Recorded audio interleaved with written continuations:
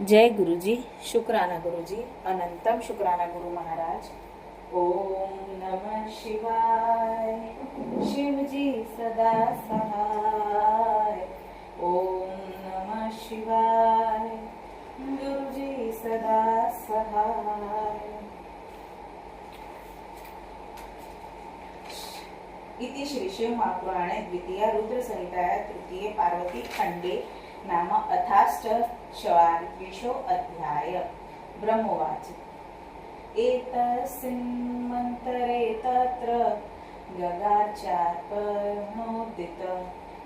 हिमवान्मेनया साध्य कन्यादातु पंचक्रमे हेमकलशमादाय मेनाचार्दङ्गमाश्रिता हिमदृश्व महाभागो वस्त्राभरणभूषित पाद्यादिभिस्ततच्छैल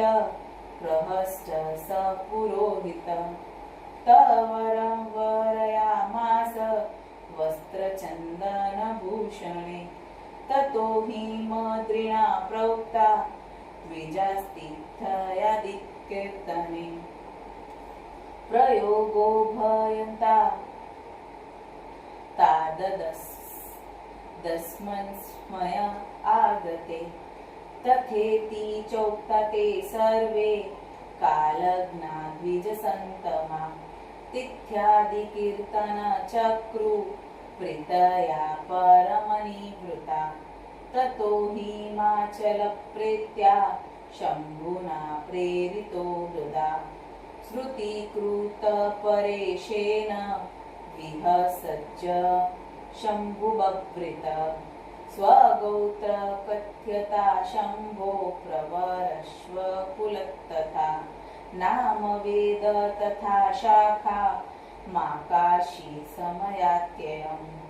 इत्याकर्णयवच्चत्स हिमाद्रिशङ्करस्तदा सुमुखो विमुख सद्योऽप्यशोच्य शोच्यतागत एव सुरवरे मुनि भिस्तानि गन्धर्वक्षगणसिद्धगणैस्तवथेव दृष्टो निरन्तरमुखो भगवान् मेह शोकार्षि सदायमथ तत्र स नारदत्वम् विनामवादस्त्वहि ब्रह्म विघ्नोऽथ नारद शिवेन प्रेरितस्तत्र मनसा शम्भुमानस तदा निवारितो धीमा पर्वतेत्रेण वेहठात् विष्णुना च मया देर्वे मूर्नि विश्वाखिलेस्तथा न निवृतो भवस्तत्त्व हि स यदा शङ्करेच्छया इति प्रोक्तो दृणा तर्हि वीणामावादयाद्धुना शुनिद्विषो हठातेन देवेर्षित्वा यदा बुध प्रत्यवोचो गिरीशत सुस्रकृत्य महेश्वरम् नारदुवाच त्वहि मूढत्वमापन्नो न जानसि न किञ्चन वाच्ये महेश विश्येतै वाशित्व बहिर्मुख त्वया पृष्ठो हर्षास्त्व त्वगोत्र कथनप्रति समयेऽस्मि तदत्यन्त मुपहासकरः अस्य गोत्रकुलनाम नैव जानति न पर्वत विष्णु ब्रह्मादयोऽपीह परेशा कथा स्मृता यस्यैकदिवसे शैल ब्रह्म कौटिल्यगता स एव शङ्करस्तेद्य दृष्टकाली तपोबलात् अरुन्धोपरब्रह्म निर्गुण प्रकृते परं निराकारो निर्विकारी मायाधीश परात्पर अगोत्र कुलनामा हि स्वतंत्रो भक्तवत्सल अदिच्छा हि सगुण सुतनुर्गुणवान् कृत सुग्रोति गोत्रहीन श्व कुलहीन कुलनक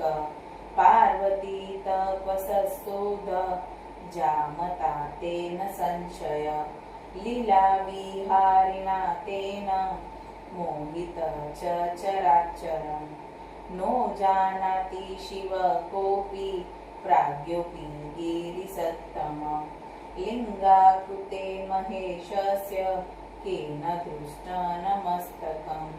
विष्णु गत्वा हि पाताल तदेनापविस्मृत कि बहुकत्यानग श्रेष्ठ शिवमाय दुरत्यया तदधीनास्त्रयो लोका हरिब्रह्मादयोऽपि च तस्मात् त्वया शिवातात सुविचार्य प्रयत्नत न कर्तव्यो निहर्षोऽत्र तत्त्वनिन्दवरे मना ब्रह्मोवाच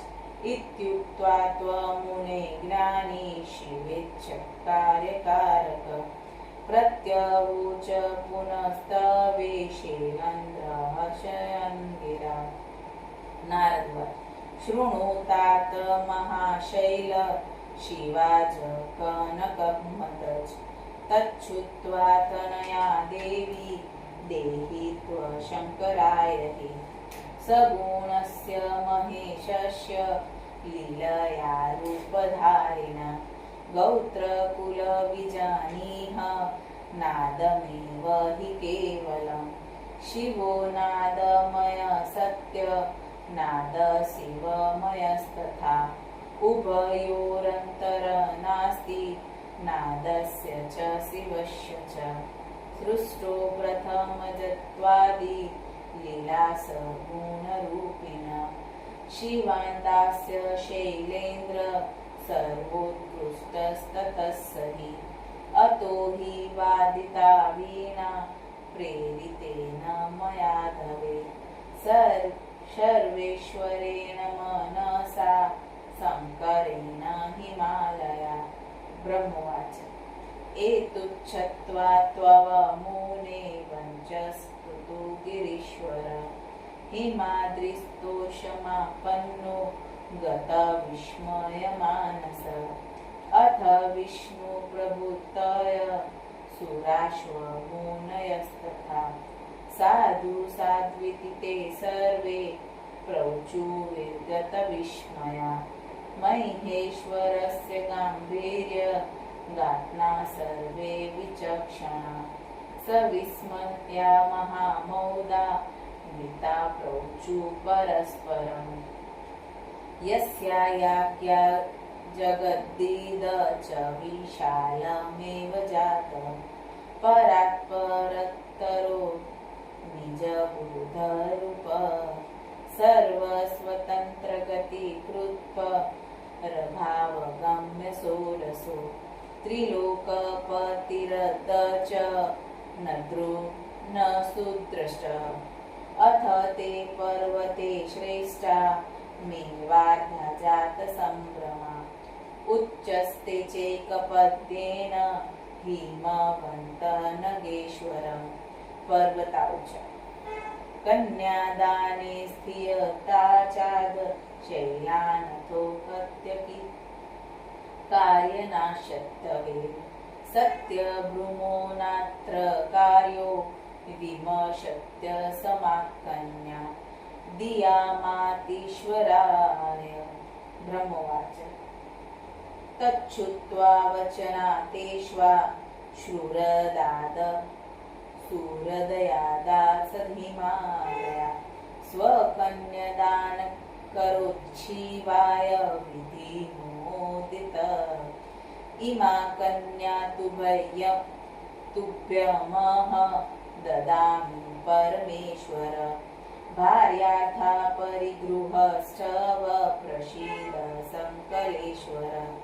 तस्मै रुद्राय महते मन्त्रेणानेन दत्त्वान् हिमाचलो निजा कन्या पार्वती त्रिजगत्सृम इत्य शिवांशकरशैल्य शिव हस्ते निधाय च मुमोदातीव मनसि तीर्णकाममहार्णव वेदमन्त्रेण गिरीशो गिरिजाकरपङ्कजं जग्राह सवकरेषणासु प्रसन्न परमेश्वर क्षितिसस्पृश्य काश्मस्य को दादाति मनुं मुने पपाठ शङ्करप्रीत्या दर्शयल्लौकिकगतिं महोत्सवो महानि सर्वत्र प्रमुदावः बभूव जयसन्द्रावो दिवि भव्यङ्करिष्यके साधु शब्द नम शब्द चक्र सर्वेति हर्षता गन्धर्वासु जगप्रीत्या ननुशक्ता सरोगणा हिमाचलस्य पौराहि मुमुद्याशिस्तचेतसि मङ्गलमहदासिद्धे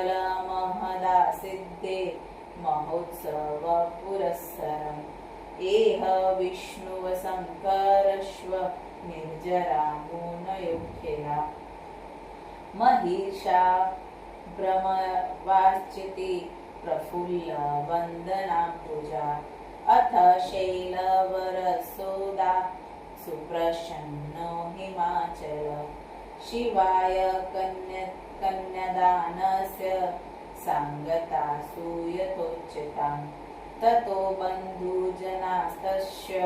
शिवा सम्पूज्य भक्ते ददु शिवाय सद्द्रव्य नानाविधिविधानत हिमालयस्तुष्टुष्मना पार्वती शिवप्रीतये नानाविद्यानि द्रव्याणि तद्रो तत्र मुनीश्वर यो तु कानि ददो तस्मै रत्नानि विविधानि च चारुरत्नविकाराणि पात्राणि विविधानि च गवालक्षहयाना च सज्जिताना सततथा दासीनामनुरत्काना लक्षसद्रव्यभूषितं नागना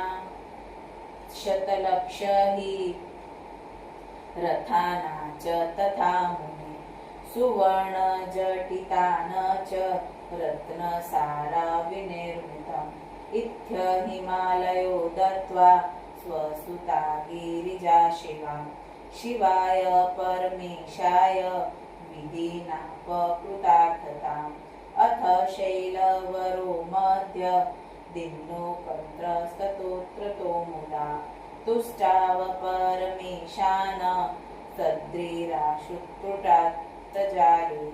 ततो वेदविदा तेनाज्ञप्ता मुनिगणास्तदा शिरोभिषेकचक्रुस्ते शिवाया परमोत्सवा देवा विद्यानमुच्चार्य पर्युक्षण विधिवधु महोत्सवस्कन्दा चामीष्महान्तकरो मुने इति श्री शिवमहापुराणे द्वितीया रुद्रसंहिताया तृतीय पार्वती खंडे कन्यादान वर्णन नामाष्टोत्तरशो अध्याय समाप्त। गुरुजी महाराज से आज्ञा लेते हुए जय गुरुजी, शुक्राना गुरुजी, अनंतम शुक्राना गुरु महाराज। ओम नमः शिवाय, शिवजी सदा सहाय। ओम नमः शिवाय, गुरुजी सदा सहाय। जय गुरुजी, शुक्राना गुरुजी, अनंतम शुक्राना गुरु महाराज।